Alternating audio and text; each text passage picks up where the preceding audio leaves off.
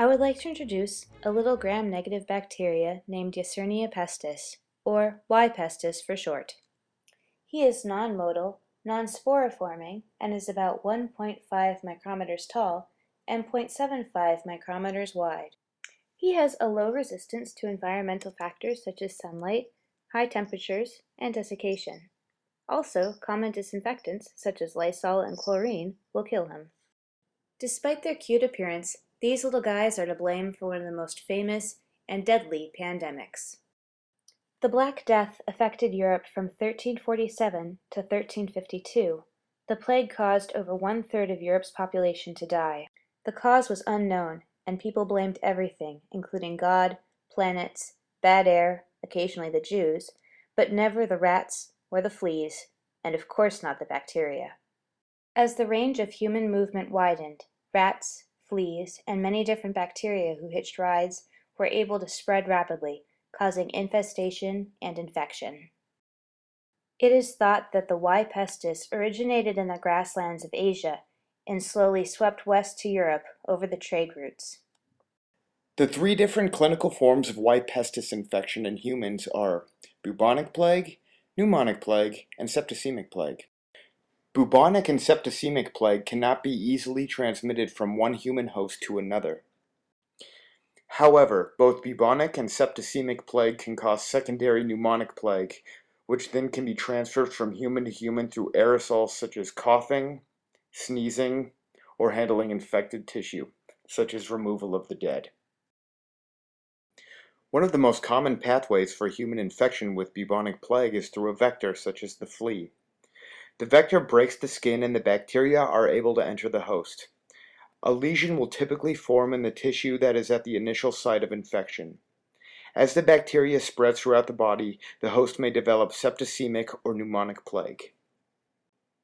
Pneumonic plague is the most infectious form of the disease, as it can be passed from human to human by sneezing or coughing. The sylvatic cycle demonstrates the most common way Y. pestis is transferred between vectors. For example, the bite of an infected flea that is present on the skin or in the fur of a wild rodent or any other type of wild mammal. Let's take a closer look at the flea and how it acts as a vector. The rat flea's digestive system naturally contains aggregates of Y. pestis. While the rat flea consumes a blood meal, the bacteria in the digestive system causes the flea to regurgitate some of the bacteria back into the host organism, which subsequently infects it. Alternatively, direct contact with an infected rodent or pet with plague can also cause infection in humans. In the United States, this is a particular danger in the Southwest, where pets are at risk of becoming infected by fleas and animals in the wild. This heightened risk is also seen in regions of the world such as Central Asia, Southern Africa, and parts of South America. This is an example of the urban cycle, showing the dynamic of Y. pestis transmission involving animals found within and around human living spaces. With one flea bite, about 24,000 bacteria can enter a host. Once they enter, many are engulfed by phagocytes and killed. Some, however, will enter macrophages and resist intercellular killing. These bacteria will survive and multiply. When the macrophages are in the lymph nodes, they will escape, and at this point, due to the upregulation of F1 antigens, they are resistant to phagocytosis by phagocytes. Another aspect of their virulence is the production of YOPs, or Yersinia outer membrane proteins. These punch holes in the macrophages. Bubonic plague symptomatically manifests itself 2 to 6 days after exposure.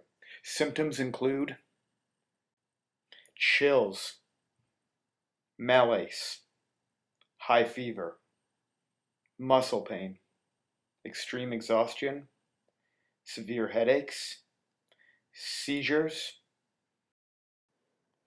and the most characteristic symptom, smooth painful swelling of the lymph nodes called buboes, commonly found in the groin but also in the armpits and neck. These will often appear at the initial place of infection.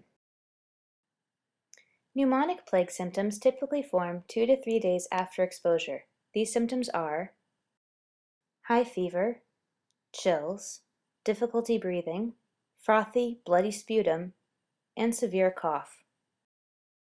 Septicemic plague is potentially the most deadly form of the disease because it can cause death before symptoms appear.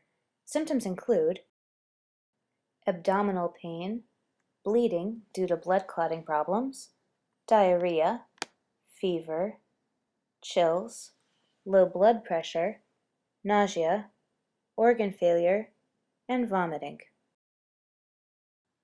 The first line of treatment for acute plague infections commonly consists of the administration of aminoglycoside antibiotics, such as streptomycin or gentamicin. These agents function by inhibiting protein synthesis in the 30S ribosome.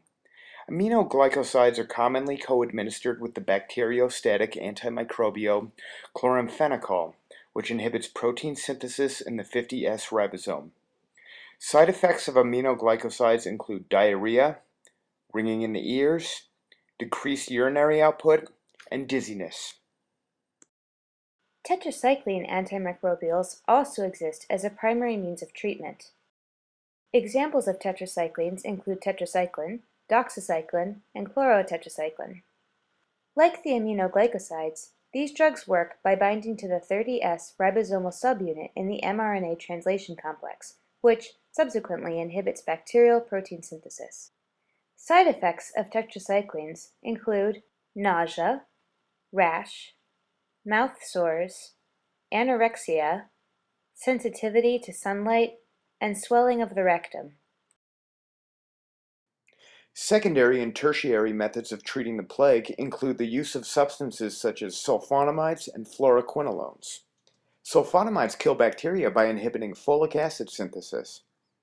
In bacteria, folic acid is required for the formation of nucleic acids and proteins. The use of these drugs is associated with a wide variety of aversive side effects, such as mood change, malaise, severe diarrhea, stomach pain, and jaundice. Fluoroquinolones such as Cipro act as broad-spectrum antimicrobials and work by inhibiting DNA gyrase.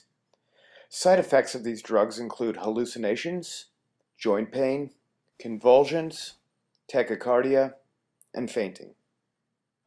All of these pharmacological treatments involve the risk of severe allergic reaction.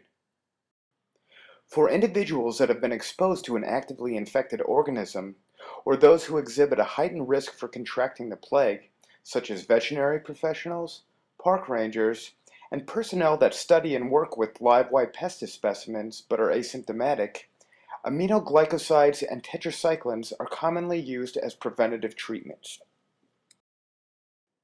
An intramuscular vaccine used to be available. However, it is no longer produced in the U.S.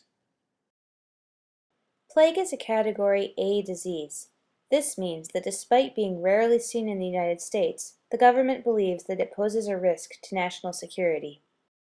Using plague as an infectious agent in a bioterrorism weapon is unfortunately not all that novel.